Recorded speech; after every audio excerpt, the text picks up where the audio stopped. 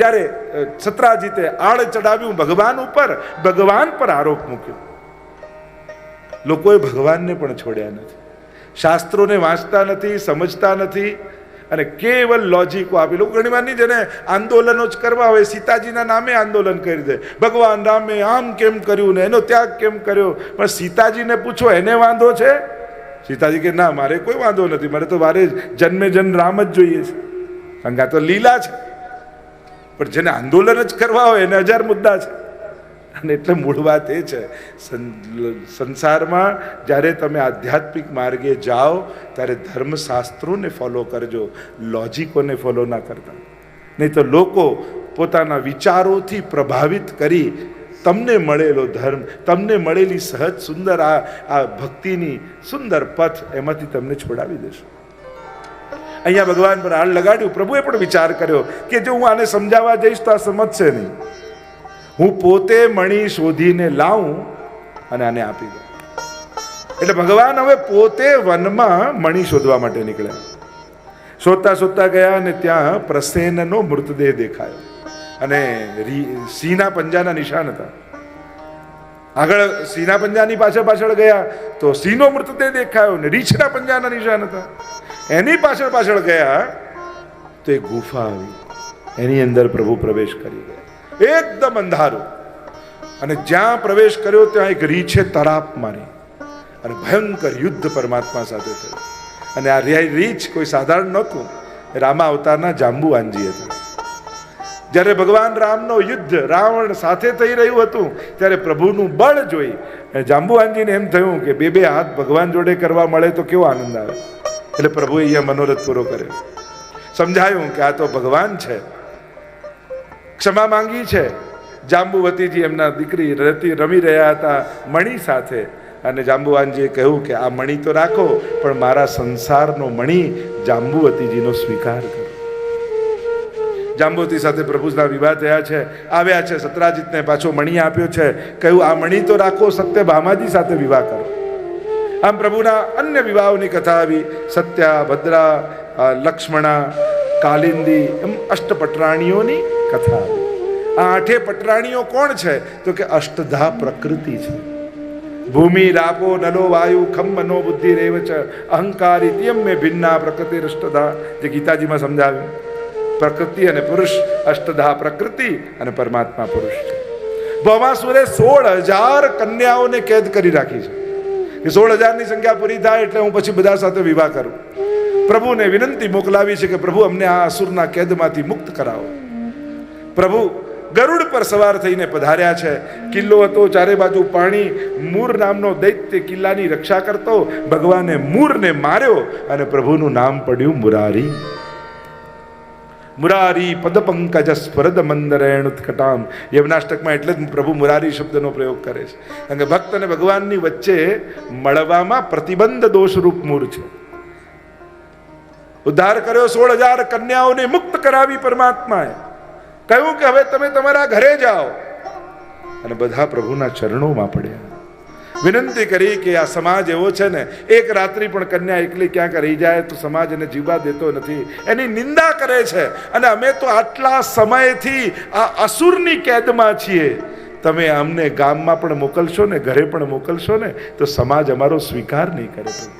એના કરતા તો અમને મરી જવા દો અહીંયા, પણ આપ અમને મોકલશો તો અમારું હિત નહીં થાય, અહિત થશે. પ્રભુ આપ અમારો સ્વીકાર કરો. અને જ્યારે વિનંતી કરી છે કે આપ અમારો સ્વીકાર કરો, ઈચ્છત તો બધાને દાસી બનાવીને રાખી શકત, પણ પ્રભુએ એક જ મુહૂર્તમાં 16,000 રૂપ ધારણ કર્યા અને 16,000 વિવાહ પરમાત્માના થયા. આ તો વેદની રૂચાઓ છે 16,000 જે ભગવાનને વરી છે. એક જ મુહૂર્તમાં 16,000 રૂપ ધારણ કરે. નહીં તો એક દિવસમાં એક લગ્ન કરવા જાય ને તો 54.5 વર્ષ થાય 16,000 કરતા. વિચાર કરો, 20 વર્ષની કન્યા હોય પહેલા લગ્ન ટાઈમે, તો છેલ્લો જેનો વારો આવે એને 74 વર્ષ હોય. અને પછી કન્યા પધરાવો સાવધાન આવું કોઈ બોલે તો ખરેખર બધા સાવધાન થઈ જાય. મૂળ વાત, એક જ મુહૂર્તમાં અનેક રૂપ ધારણ કરી અને પરમાત્માએ બધાને સન્માન આપ્યું છે. આગળ અનેકવિધ પ્રકારની કથાઓ આવી. બલરામજી દ્વારા રૂક્મિણીના વધની કથા આવી, ઉષા અનિરુદ્ધ વિવાહની કથા આવી છે, નગરાજાની કથા આવી, કાચિંડો બનીને કૂવામાં પડ્યા છે. યાદવો બધા ફરતા ફરતા આવ્યા અને જુએ તો કૂવામાં કાચિંડો, યુવાન બાળકોએ જોયું કે આટલો મોટો કાચિંડો પહેલી વાર જોયો, કોણ છે? અને ત્યાં જળ છાંટ્યું છે અને એમાંથી એક દિવ્ય પુરુષ પ્રગટ થયો. પોતાની પૂર્વની કથા કહેતા કહ્યું કે હું નૃગ રાજા છું, દાન માટે વિશ્વમાં પ્રસિદ્ધ છું, મારા જેટલું દાન કોઈએ કર્યું નથી. કહેવાય છે કે આકાશમાંથી વરસતા વરસાદની જેટલી બૂંદો હોય એટલી ગાયોના દાન મેં કર્યા છે. પણ એકવાર કેટલીક ગાયોના દાન એક બ્રાહ્મણને કર્યા હતા. રાત્રિના સમયે એના ગૌશાળામાંથી ગાય મારી ગૌશાળામાં પાછી આવી ગઈ અને એ જ ગાયોના દાન મેં બીજા દિવસે બીજા બ્રાહ્મણને કરી દીધું. હવે બંને બ્રાહ્મણોમાં ઝઘડો થયો. પેલા કહ્યું કે મને આપી છે, પેલા કે મને આપી છે. અને એવો ઝઘડો થયો કે રાજાને શ્રાપ લાગ્યો અને કાચિંડો બનીને કૂવામાં પડે છે. અને એટલે જ આપણે ત્યાં દાનના પણ વિવેક બતાવવામાં આવ્યા. ધનની 3 ગતિ બતાવી: દાન, ભોગ અને નાશ. કારણ દાન કરો કાં ભોગવો કાં નાશ થશે. આ 3 જ ગતિ છે. ધનની શ્રેષ્ઠતમ ગતિ એ દાન છે. એટલે કે દાન કરવાથી ધનની શુદ્ધિ થાય છે. ભોગવવામાં શાસ્ત્ર ના નથી પાડતું, પણ નાશ, જો આપતા નથી ને ભોગવતા નથી તો એનો નાશ થાય છે. એટલે જ આપણે ત્યાં કહ્યું છે કે જ્યારે પણ ઠાકોરજી આપે તો દોનો હાથ ઉલેચીએ યહી શયાનો કામ. એમ માનજો કે ઠાકોરજી ઈચ્છે છે કે મારા હાથે સત્કર્મો થાય, કંઈક સારું થાય. અને જરૂર નથી કે બહુ મોટું સારું કરું, નાના નાના સત્કાર્યો પણ ચાલતા રહેવા જોઈએ, થતા રહેવા જોઈએ. ઘરમાં પુણ્યો થતા રહેવા જોઈએ તો ઘરમાં સુખ બનેલું રહે. અનેક પ્રકાર શાસ્ત્રોએ બતાવ્યા દાન આપવાના: શ્રદ્ધયા દેયમ, અશ્રદ્ધયા દેયમ, શ્રિયા દેયમ, રિયા દેયમ, ભિયા દેયમ, સંવિદા દેયમ. ઉપનિષદે દાનના અનેક પ્રકાર બતાવ્યા. ભયથી આપો તો કે ભયથી શેનાથી?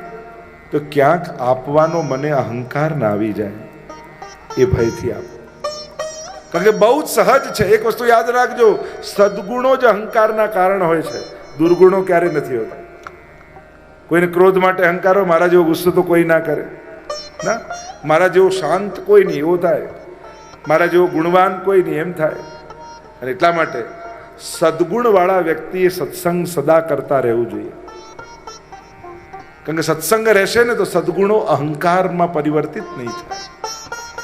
કારણ કે તમે જુઓ તો પાપીઓ માટે ભગવાનના દરવાજા ક્યારેય બંધ નથી થયા. ગમે તેવો પાપી હોય, ભગવાનના દ્વાર ખુલ્લા છે. પણ અહંકારી માટે ભગવાનના દરવાજા હંમેશા બંધ હોય છે. એટલે ગમે તે પાપ થાય તો પ્રભુ ક્ષમા કરી દેશે, અહંકાર ન લાવતા. કોઈ વાતનો નહીં. કારણ કે આપણે કોણ, શું, શેનો, કઈ વાતનો મત? આપણે સાધારણ જીવો આજે છીએ ને કાલે નહીં રહીએ. તકો આવે ને આપણે ઝડપતા રહીએ. પ્રભુ અવસર આપે એ પ્રભુના ઉપકારો છે. એટલે ક્યારેય કોઈ વાતનો મદ નહીં આવે. એટલે જ તો આપણે ઠાકોરજીને સર્વ સમર્પણ કરીએ છીએ. રોજ તુલસી દલ હાથમાં લઈ અને વૈષ્ણવે બ્રહ્મ સંબંધ મંત્ર બોલવો જોઈએ. આ જે કાંઈ પણ મેં મારું માન્યું છે એ આત્મા સહિત પ્રભુ આપના ચરણોમાં ધરું છું. હે કૃષ્ણ, હું તમારો છું. પંચાક્ષર મંત્ર આપણે બોલીએ છીએ. જો મંત્રો એ કેવલ અક્ષરો નથી, એ જીવનની સૌથી મોટી સૂઝ છે. કૃષ્ણ તારો છું આપણને એક નાનકડો મંત્ર લાગે, આ તો જીવનની સૌથી મોટી સમજ છે કે હું કૃષ્ણનો છું, હું ભગવાનનો છું. અને ભગવાનના બનીને તમે ગમે ત્યાં જઈને ઊભા રહેશો ને, આ સંસાર તમારું કંઈ બગાડી નહીં શકે. પણ સંસારના બની ભગવાન આગળ પણ ઊભા રહેશો ને તો એ તમારું કલ્યાણ નહીં થાય. આપણે ભગવાનના બનીને સંસારમાં જવાનું છે, પણ આપણે સંસારના બનીને ભગવાન પાસે જઈએ છીએ. બને તો પ્રભુ આપણું સર્વસ્વ છે એ વિચાર કરીને જુઓ. અને પ્રભુ બધાનું બધું કરે જ છે. ભરોસો રાખો. જેને ભરોસો ઓછો હોય ને એને ચિંતા વધારે હોય, એને જેને ભરોસો મોટો હોય એની ચિંતાઓ નાની હોય. એ ઉદ્વેગમાં ના આવે, એ ગમે તેવા સંજોગો ઘટે એ એની સ્થિતિમાં રહે, કારણ એને ભરોસો છે ઠાકોરજી પર. પ્રભુ બધુંય સારું કરે, જે ઈચ્છા હતા કરી. આપણે તો વાર્તામાં નથી આવતું પ્રભુ કરે સો ભલી કરે, વાર્તામાં આવે કે પેલા વૈષ્ણવને આદત કાંઈ પણ થાય એટલે એના મોઢેથી એક જ શબ્દ નીકળે, પ્રભુ કરે સો ભલી કરે. અને એવી કથા કહેતા કે પેલો રાજા શેરડી છોલતો હોય છે અને ચાકુથી આંગળી કપાઈ જાય છે, અને આંગળી કપાય એટલે પ્રધાનને બોલવાની આદત, એટલે તુરંત એના મોઢાથી નીકળ્યું પ્રભુ કરે સો ભલી કરે. રાજાને આવ્યો ગુસ્સો, આંગળી કપાઈ એમાં પ્રભુએ શું ભલું કર્યું? હમણાં જેલમાં નાખો. અને જેલમાં નાખ્યો. બીજા દિવસે રાજા શિકાર કરવા ગયો અને કેટલાક આદિવાસીઓએ પકડી લીધો, અને આદિવાસીએ પકડી લીધો ને એની બલિ ચડાવવા જાય છે. અને જ્યાં બલિ ચડાવવા જાય અને બલિ ચડાવનારે જોયું કે રાજાની આંગળી કપાયેલી છે અને ખંડિતની બલિ ન ચડાવાય, એટલે કહ્યું આ તો ખંડિત છે, આને છોડી દો. અને જ્યારે એને છોડ્યો ત્યારે એને સમજાયું કે આંગળી કપાઈ પણ જીવ બચ્યો. ત્યારે પ્રધાને કહ્યું હતું કે પ્રભુ કરે સો ભલી કરે, એટલે દોડતા દોડતા આવ્યા, જેલમાંથી પ્રધાનને છોડાવ્યા અને કહ્યું ચાલ મારી આંગળી કપાઈ મારો તો જીવ બચ્યો, પણ તારું શું ભલું ભગવાને કર્યું? તું તો જેલમાં ગયો ને, તું તો કહે છે પ્રભુ કરે સો ભલી કરે, તને તો જેલ મળી ને. પેલો કે મારું ભલું થયું, કારણ કે જો હું જેલમાં ન હોત તો તમારી સાથે હોત ને મારી આંગળી નહોતી કપાયેલી, મારી બલિ ચડી જાય. તો જેનો ભરોસો મોટો એની ચિંતા નાની, અને જેનો ભરોસો નાનો એની ચિંતા મોટી. ખૂબ ભરોસો, તમારી શ્રદ્ધા, તમારો સત્સંગ, તમારો પાઠ, આ બધું કરીને ઠાકોરજી પાસે દ્રઢતા માંગજો, ભરોસો માંગજો. પ્રભુ આ યમનાષ્ટક કરી, હે યમુનાજી તમારામાં ભરોસો વધે ને એવા આશીર્વાદ આપો.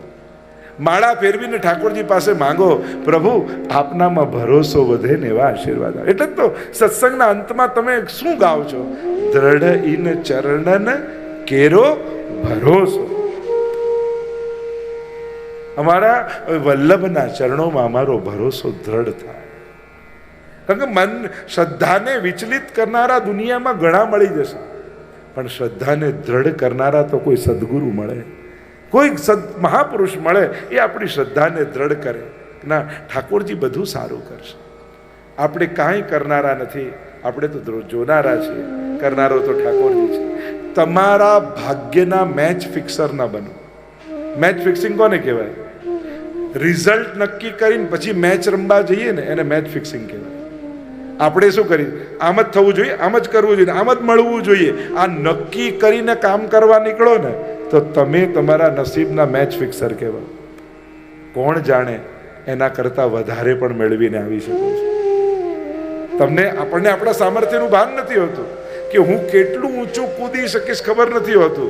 રેકોર્ડ બનાવનારને પણ એ ખબર નથી હોતી કે આજે રેકોર્ડ બનવાનો છે. એ તો પ્રયાસ કરતો હોય છે, અને ઘણીવાર આપણો પ્રયાસ આપણી ધારણા કરતા વધારે આપનારો હોય છે. અને એટલા માટે પોતાના મેચ ફિક્સર ન બની જાઓ. રિઝલ્ટ નક્કી કરીને કે આટલું, કોણ જાણે આના કરતા વધારે તમારું સામર્થ્ય હોય. તમે જ તમારા લિમિટેશન નક્કી કરી દો છો. કર્મણ્યેવા અધિકાર હસ્તે, ભગવાને કર્મમાં તું સ્વતંત્ર છું, ફળમાં નહીં.